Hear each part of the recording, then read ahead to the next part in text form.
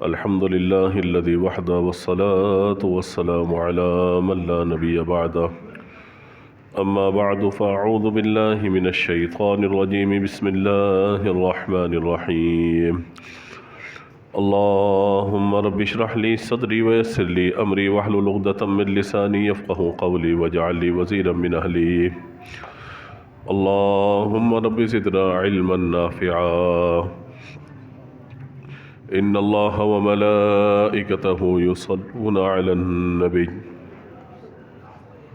يا أيها الذين آمنوا صلوا عليه وسلموا تسليما اللهم صل على سيدنا ومولانا محمد طب القلوب ودوائها وعافية الأبدان وشفائها ونور الأبصار وضيائها وعلى آله وصحبه وبارك وسلم دائما أبدا يا رب بالمصطفى بلغ مقاصدنا واغفر لنا ما مضى يا واسع الكرم مولاي صل وسلم دائما أبدا على حبيبك خير الخلق كلهم.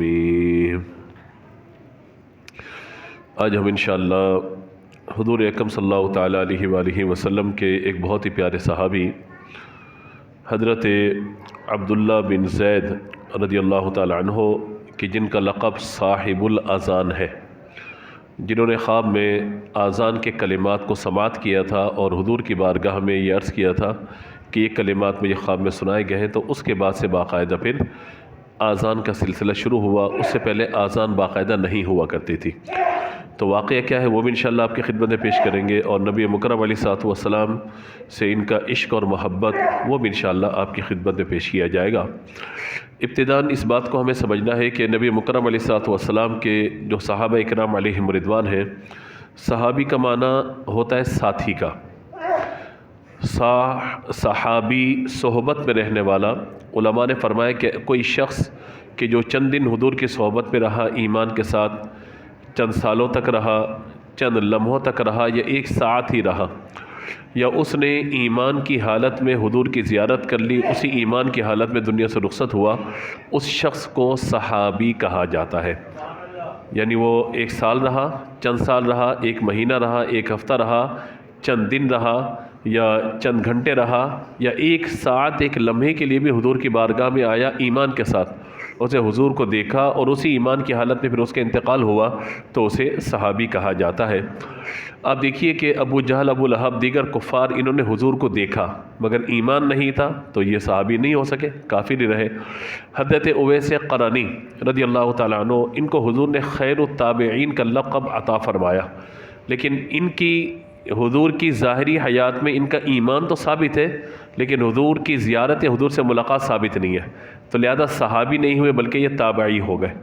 تو یہ ایک فرق ہے صحابی کے اعتبار سے اور عام مسلمان کے اعتبار سے، کہ جس نے ایمان کی حالت میں حضور کو دیکھا اور اسی ایمان کی حالت میں اس کا انتقال ہوا، تو لہذا وہ صحابی ہے. اور اگر وہ ایمان لایا ہے مگر حضور سے اس کی ملاقات یا حضور کے ساتھ اس کا صحبت میں بیٹھنا یا نبی پاک علیہ الصلوۃ والسلام کی زیارت سے حضور کی ظاہری حیات میں وہ مشرف نہیں ہوا، تو لہذا اس صورت میں پھر اسے صحابی نہیں، بلکہ اگر اس نے کسی صحابی کی زیارت کی تو وہ تابعی کہلائے گا. میرے آقا صلی اللہ تعالیٰ علیہ وآلہ وسلم کا فرمان، جس کا خلاصہ یہ ہے، فرمایا کہ جن آنکھوں نے مجھے دیکھا، یعنی صحابہ کی شان میں بیان فرمایا، جن آنکھوں نے مجھے دیکھا وہ آنکھیں جنتی ہیں. صرف آنکھیں نہیں بلکہ پورا وجود. آنکھ سے مراد یعنی ایک جز بیان کر کے کل ذکر کر دیا. فرمایا کہ جن آنکھوں نے مجھے دیکھا وہ آنکھیں جنتی، اور جن آنکھوں نے ان آنکھوں کو دیکھا وہ آنکھیں بھی جنتی. یعنی صحابہ بھی جنتی اور صحابہ کی زیارت کرنے والے تابعی یہ بھی جنتی. تو اس اعتبار سے صحابہ کرام علیہم رضوان کی شان و عظمت کا ہمیں اندازہ ہوتا ہے. دوسری بات، قرآن پاک نے ان صحابہ کی ایک تقسیم بیان فرمائی ہے. فرمایا السابقون الاولون، اولاً جو اسلام قبول کرنے والے ہیں. السابقون الاولون من المہاجرین والانصار. اب جو سب سے پہلے اسلام قبول کرنے والے نا، ان کا درجہ بہت بلند و بالا ہے. کیونکہ مشکل حالات تھے، کوئی حضور صلی اللہ تعالیٰ علیہ وآلہ وسلم کے ساتھ کھڑا ہونے کو تیار نہیں تھا۔ رحمت عالم صلی اللہ تعالیٰ علیہ وآلہ وسلم جس دین کی دعوت دے کر آئے تھے اس دین کو قبول کرنے والا کوئی نہیں تھا، تو قرآن نے کہا السابقون الاولون، ان کا مقام بہت بلند ہے۔ اور ان میں سے پھر وہ لوگ کہ جو المہاجرین، جنہوں نے ہجرت کی ہے، اور یقیناً آپ سب کے علم میں یہ بات ہوگی کہ ہجرت دو طرف ہوئی ہے۔ ایک پہلی ہجرت حبشہ کی طرف ہوئی ہے، مسلمان مکے سے نکل کے حبشہ کی طرف گئے، اور اس کے بعد پھر جو ایک کلیتاً ہجرت ہوئی ہے، پوری دنیا سے لوگ نکل کے آئے ہیں، وہ مدینہ منورہ آئے ہیں۔ تو ہجرت دو طرح سے ہوئی ہے، ایک ہجرت حبشہ ہوئی ہے، دوسری ہجرت مدینہ ہوئی ہے۔ نبی مکرم علیہ الصلوۃ والسلام نے جو ہجرت فرمائی ہے وہ حضور نے مدینہ کی طرف ہجرت فرمائی ہے، اور حضور صلی اللہ تعالیٰ علیہ وآلہ وسلم جب مدینہ کی طرف ہجرت کر کے یہاں پہنچے ہیں، مدینہ شریف میں تشریف فرما ہوئے ہیں، تو ان لوگوں کو جنہوں نے مدینہ میں حضور کو بلایا، حضور کو دعوت دی کہ آپ ہمارے پاس تشریف لائیے، اور وہاں پر نبی مکرم علیہ الصلوۃ والسلام اور دنیا بھر سے آئے ہوئے لوگوں کی خیر خواہی کی، ان کی مدد کی، ان صحابہ کو انصار کہا جاتا ہے۔ کیا کہا جاتا ہے؟ انصار۔ انصار کا معنی ہوتا ہے مددگار، مدد کرنے والے۔ نصر ینصر سے یہ انصار نکلے گا تو معنی یہ بنے گا مدد کرنے والے۔ نبی مکرم علیہ الصلوۃ والسلام نے انصار سے بڑی محبت فرمائی ہے، جس کو آگے انشاءاللہ میں ذکر کروں گا۔ تو یہ صحابہ کرام علیہم رضوان کے طبقات ہیں، السابقون الاولون، یہ پہلا طبقہ ہے جو شروع میں ایمان قبول کرنے والا ہے، اور انہی میں سے پھر مہاجرین ہیں، اور ان کے بعد مدینے میں رہنے والے انصار ہیں کہ جنہوں نے لوگوں کو ویلکم کیا، خوش آمدید کہا، مرحبا کہا، اور اس کے بعد پھر یہ اسلام کا سلسلہ آگے بڑھا۔ پھر یہ ہے کہ نبی مکرم علیہ الصلوۃ والسلام پہ اسلام قبول کرنے والے صحابہ کو قرآن نے دو حصوں میں تقسیم کیا۔ بات بہت کلیئر ہونی چاہیے نا، وہ دو حصوں میں تقسیم کیا۔ کچھ صحابہ کرام علیہم رضوان وہ ہیں کہ جنہوں نے فتح مکہ سے قبل اسلام قبول کیا، یعنی وہ مکے میں اسلام قبول کیا انہوں نے، یا مدینہ منورہ میں اسلام قبول کیا، مگر فتح مکہ سے قبل اسلام قبول کیا۔ اور کچھ صحابہ کرام علیہم رضوان وہ ہیں جنہوں نے فتح مکہ کے بعد اسلام قبول کیا۔ قرآن نے دونوں کے درجوں کو بیان فرمایا لا یستوی منکم، یہ برابر نہیں ہو سکتے آپس میں۔ کس اعتبار سے؟ صحابیت کے اعتبار سے تو برابر ہے، مگر اجر و ثواب کے اعتبار سے دونوں میں بڑا فرق ہے۔ ایک شخص ہے کہ جو اولاً مسجد میں آ جائے، جمعہ کے دن اول آ کے بیٹھ گیا، قرآن کی تلاوت کر رہا ہے، جمعہ کے دن صلاۃ و تسبیح پڑھ رہا ہے، ذکر کر رہا ہے، اذکار کر رہا ہے، اور ایک شخص وہ ہے جو بالکل جب اللہ اکبر امام صاحب نے کہہ دیا اس وقت آ کے جماعت میں شامل ہو رہا ہے۔ تو جمعہ تو دونوں کو مل گیا، بات سمجھ رہے؟ جمعہ دونوں کو مل گیا، جمعے کی نماز بولیے دونوں کی ہو گئی، لیکن جو اجر و ثواب پہلے آنے والے کو ملا دوسرا تو اس ثواب سے محروم رہا نا۔ تو میں نے ایک دنیاوی طور پر اس وقت حالات حاضرہ پر ایک مثال آپ کے سامنے رکھی ہے کہ وہ صحابہ کرام علیہم رضوان جنہوں نے اولاً اسلام قبول کیا، ان کو دار مشقتیں ہیں، تکلیفیں ہیں، پھر جب اسلام کو عروج اللہ نے عطا فرما دی فتح مکہ کے بعد، پھر تو جوق در جوق لوگ اسلام میں داخل ہونے لگے نا۔ تو قرآن نے کہا لا یستوی منکم من انفق من قبل الفتح وقاتل، وہ لوگ کہ جنہوں نے فتح مکہ سے قبل اسلام قبول کیا اور وہ لوگ جنہوں نے فتح مکہ کے بعد اسلام قبول کیا، فرمائے کہ یہ اجر و ثواب میں برابر نہیں ہو سکتے۔ صحابی سارے ہیں، ہر ایک کو فضیلت صحابیت کی حاصل ہو جائے گی، لیکن ہر صحابی کا اجر و ثواب اس کے الگ الگ معاملے پر موقوف ہے کہ اسے کتنا جہاد کیا، کتنی نیکیاں کی، کتنا نبی پاک علیہ الصلوۃ والسلام کا ساتھ دیا، کتنی عبادت، کتنی تلاوت۔ شرف صحابیت یہ الگ چیز ہے، لیکن اجر و ثواب کا حاصل ہونا یہ ایک الگ چیز ہے، فرق ہے۔ اور اسی کو آپ یوں سمجھ لیجئے، کیونکہ مہینہ حضرت سیدنا صدیق اکبر رضی اللہ تعالیٰ عنہ کا ہے، اور آئندہ 2 جمعے ہم سرکار صدیق اکبر رضی اللہ تعالیٰ عنہ کی شان مبارک اور آپ کی سیرت کے پہلو پہ گفتگو کریں گے، لیکن اب ضمناً بات آ گئی تو ایک بات میں عرض کرتا چلوں کہ وہ لوگ کہ جنہوں نے فتح مکہ سے قبل اسلام قبول کیا اور وہ لوگ جنہوں نے فتح مکہ کے بعد اسلام قبول کیا، یہ اجر و ثواب میں برابر نہیں ہو سکتے، مگر صحابیت میں یہ برابر ہے۔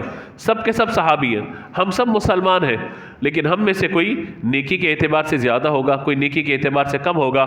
کسی کو اللہ نے قرآن اچھا پڑھنے کی توفیق عطا فرمائے، کوئی بیچارہ نادرہ قرآن اٹک اٹک کے پڑھتا ہوگا، کوئی ہم میں سے تہجد گزار ہوگا، کوئی فقط 5 وقت کی نماز پڑھنے والا ہوگا، کوئی ہوگا جو جماعت کا پابند ہوگا، کوئی گھر پہ نماز پڑھ لیتا ہوگا۔ تو اجر و ثواب میں کمی بیشی ممکن ہے، لیکن نفس ایمان میں ہم بھی مسلمان ہیں، آپ بھی مسلمان ہیں۔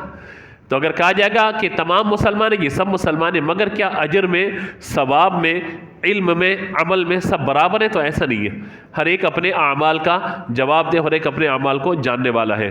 تو یہاں اللہ تبارک و تعالیٰ نے جو بات بیان فرمائی نا کہ یہ برابر نہیں ہو سکتے، اور جن میں السابقون الاولون ان کی شان تو بہت زیادہ بلند و بالا ہے، اور السابقون الاولون میں مردوں میں سب سے قبل اسلام قبول کرنے والے صدیق اکبر رضی اللہ تعالیٰ عنہ، بچوں میں حضرت علی رضی اللہ تعالیٰ عنہ ہے، خواتین میں حضرت سیدنا خدیجہ کبریٰ رضی اللہ تعالیٰ عنہ ہے، اور غلاموں میں حضرت زید بن حارثہ رضی اللہ تعالیٰ عنہ۔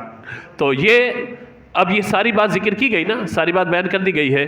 اب اسی بات کو سمجھیے کہ اجر و ثواب میں برابر نہیں ہو سکتے۔ کس طرح علماء نے فرمایا کہ حضرت سیدنا ابوبکر صدیق رضی اللہ تعالیٰ عنہ کی شان اتنی بلند و بالا ہے، فرمایا کہ اور تمام امت کا ثواب، یعنی جتنے بھی حضور کے امتی ہیں ان کا ثواب جمع کیا جائے، ان کا ایمان جمع کیا جائے، اور ان سب کا ایمان ایک پلڑے میں رکھا جائے، اور حضرت صدیق اکبر رضی اللہ تعالیٰ کا ایمان ایک پلڑے میں رکھا جائے، فرمایا حضرت ابوبکر کا ایمان تمام لوگوں کے ایمان پر بھاری ہوگا۔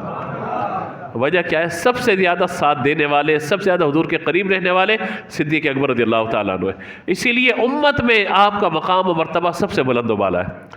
اور ایک بات اور ذہن میں رکھیے گا، بعض لوگ جو ہے وہ یہاں پر بات کرتے ہیں کہ ہر صحابی جو ہے وہ اس کی شان ہے، ہم کہتے ہیں بالکل شان ہر صحابی کی ہے، اہل بیت اطہار میں بھی جو صحابہ ہیں ان کی شان بلند و بالا ہے، لیکن بعض اوقات یہ کہتے ہیں ٹھیک ہے بلند ہم کہیں گے نہیں کہ یہ اس سے برتر ہے، یہ اس سے بڑھ کر ہے، یہ اس سے بڑھ کر ہے۔ حضرت صدیق اکبر رضی اللہ تعالیٰ عنہ کا مقام اور مرتبہ، آپ کی شان یہ ہے کہ آپ کو اول ماننا اور آپ کو سب سے افضل ماننا، یہ وہ عقیدہ ہے جو زبان سے بیان کیا جائے گا، اس پر توقف بھی جائز نہیں ہے۔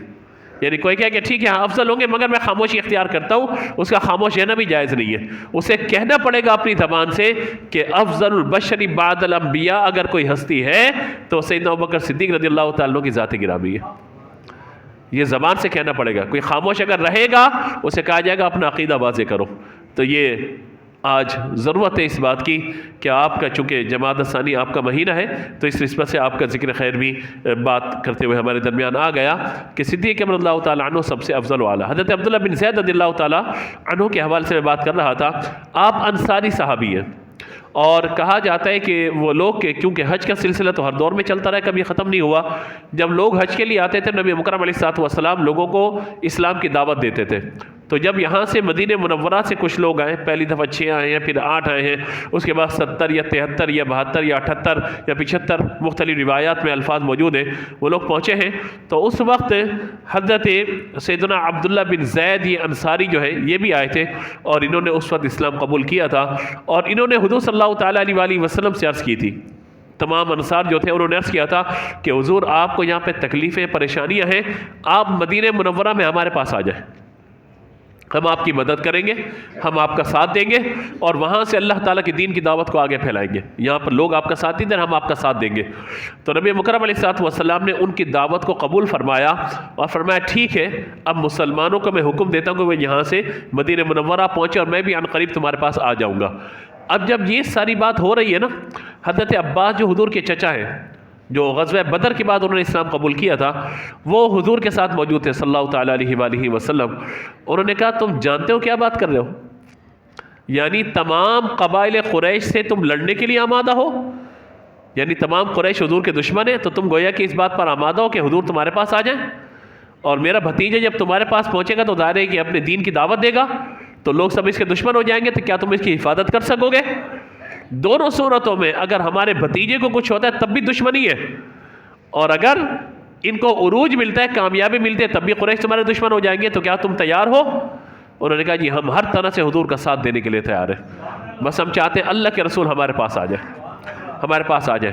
اچھا، جب نبی مکرم علیہ الصلوۃ والسلام نے آمادگی ظاہر کی نا جانے کی، اب دلچسپ بات یہ ہے، بڑی اہم بات، اب انہوں نے 10 مسئلہ حضور کی بارگاہ میں عرض کیا، اے اللہ کے رسول آپ ہمارے پاس تشریف تو لے آئیں گے، لیکن آپ ہم سے ایک وعدہ پھر کیجئے، ہم جب آپ کے ساتھ جہاد کے لیے تیار ہیں، ہم آپ کی مدد کرنے کے لیے تیار ہیں، ہم آپ کا ساتھ دینے کے لیے تیار ہیں، جو صحابہ آئیں گے ان کو اپنے پاس رکھنے کے لیے تیار ہیں، ہر طرح کی آسائش اور آرام آپ کو دینے کے لیے ہم تیار ہیں، ہر طرح کے دشمن سے آپ کی حفاظت بھی ہم کریں گے، لیکن حضور ایک بات گارنٹی ضمانت ہم بھی چاہتے ہیں۔ حضور نے فرمایا کہو کیا کہتے ہو؟ عرض کیا حضور ہم یہ چاہتے ہیں کہ جب اللہ تعالیٰ آپ کو عزت عطا فرمائے گا، اللہ آپ کو عروج عطا فرمائے گا اور اسلام دنیا بھر میں پھیل جائے گا، تو حضور آپ ہم سے یہ وعدہ کریں کہ آپ ہمیں چھوڑ کے واپس نہیں جائیں گے۔ ہم تو آج آپ کو عرض کر رہے ہیں حضور آپ تشریف لائیں، لیکن جب آپ کو اللہ تعالیٰ عروج عطا فرمائے گا، اسلام پھیلنا شروع ہو جائے گا، تو کہیں ایسا نہ حضور آپ ہمیں چھوڑ کر واپس مکہ مکرمہ آ جائیں۔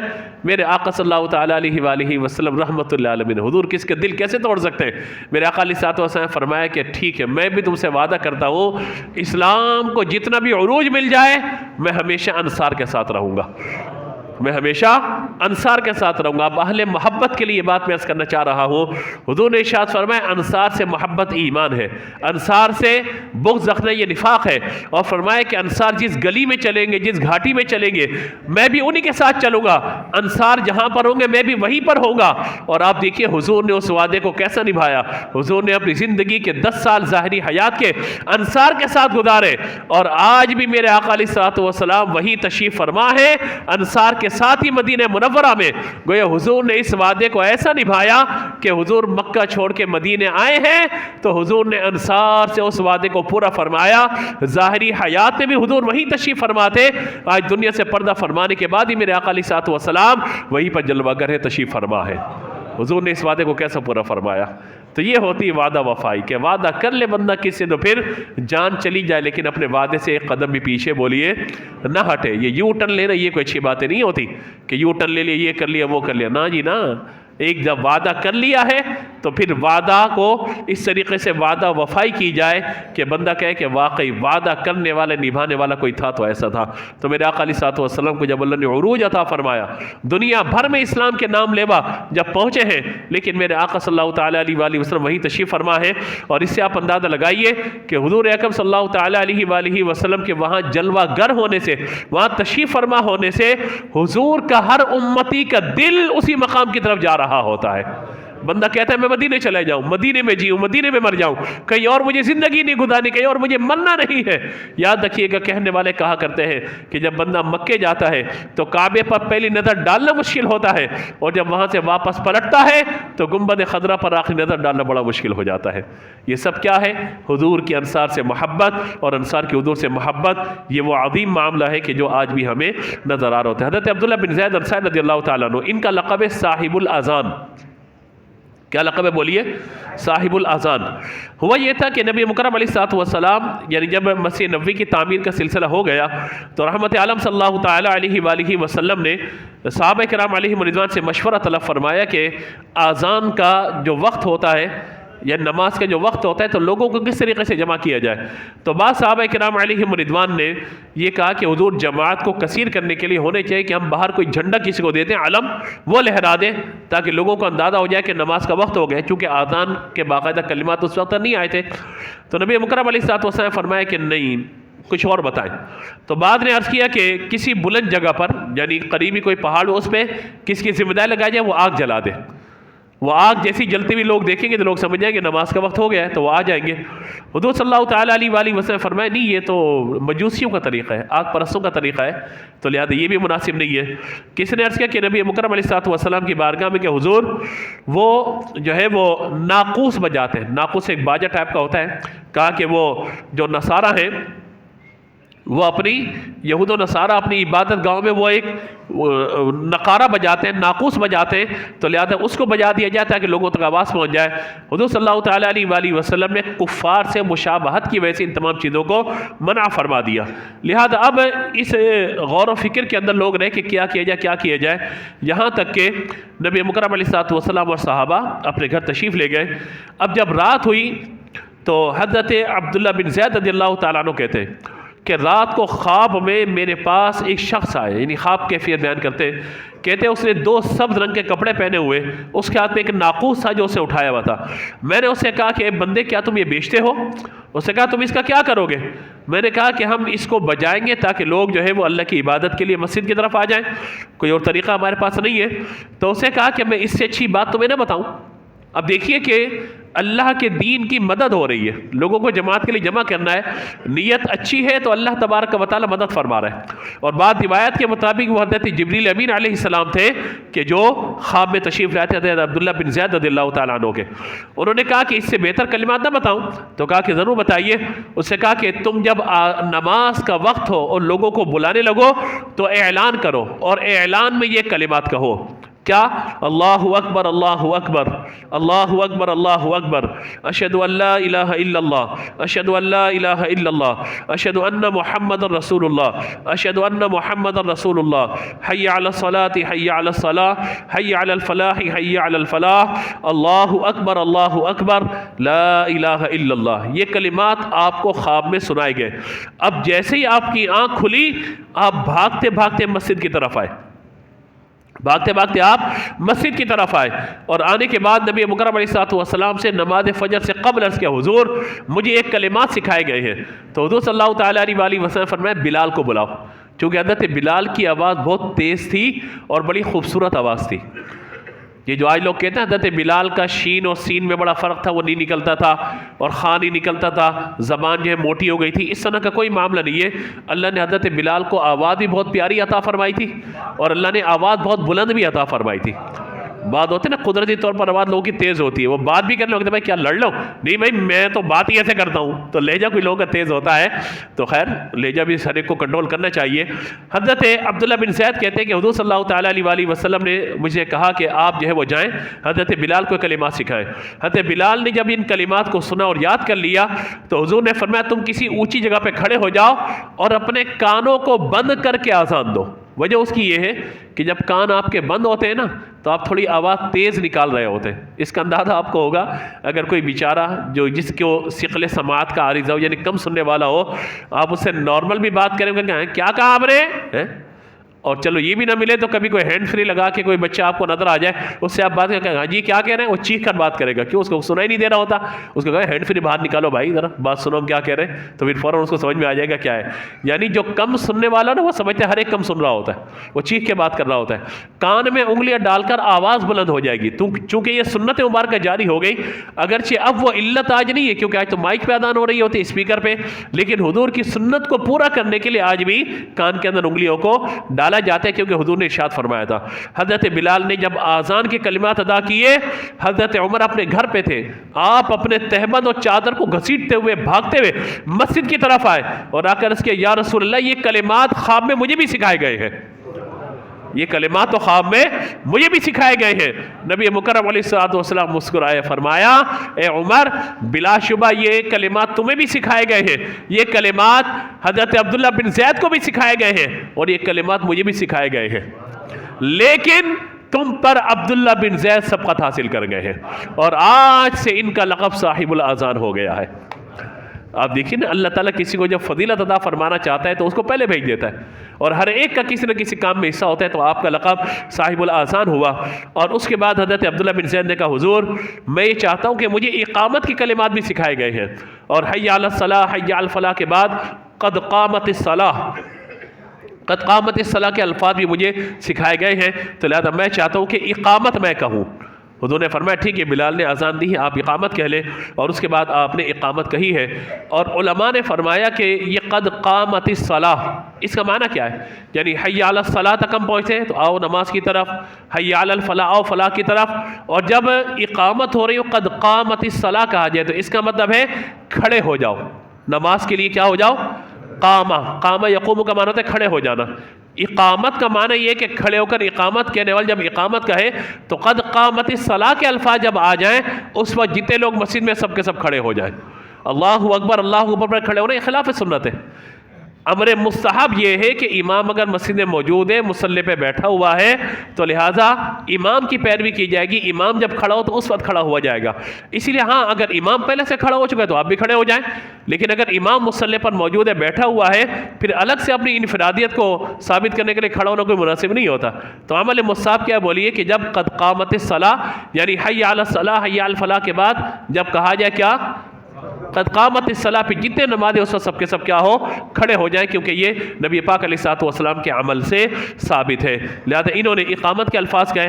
اس کے بعد چند دن کے بعد حضرت بلال رضی اللہ تعالی عنہ آذان کی فجر کی، اور نبی مکرم صلی اللہ تعالی علیہ وآلہ وسلم جو ہے وہ اپنے حجرے میں تشریف فرما ہے، صحابہ کرام آ رہے ہیں، لوگ جمع ہو گئے، لیکن نبی پاک علیہ الصلوۃ والسلام ابھی حجرے سے باہر تشریف نہیں لائے۔ تو اس وقت حضرت بلال رضی اللہ تعالی عنہ نے حضرت عبداللہ بن زید سے کہا کیا کیا جائے؟ تو بعض روایات میں حضرت بلال نے یہ کلمات ادا کیے، بعض روایات میں حضرت عبداللہ بن زید نے حضرت بلال کو کہا کہ یہ کلمات میں ادا کرتا ہوں۔ وہ کیا ہے؟ الصلاۃ خیر من النوم۔ کیا بولیے؟ بے شک نماز نیند سے بہتر ہے۔ الصلاۃ نماز خیر من النوم، یہ خیر جو ہے وہ اس میں تفضیل ہے، معنی یہ کہ خیر من النوم کہ نماز جو ہے وہ نیند سے بہتر ہے۔ حضور آرام نہیں فرما رہے تھے، لیکن اب حضور کو کیا کہا جائے؟ حضور نماز کا ٹائم ہو گیا، آ جائیے آپ، تو یہ تو نہیں کہا جائے گا۔ تو اچھے کلمات حضور کی بارگاہ میں کیا عرض کیے جائیں تاکہ نبی پاک علیہ الصلوۃ والسلام تک پیغام پہنچے؟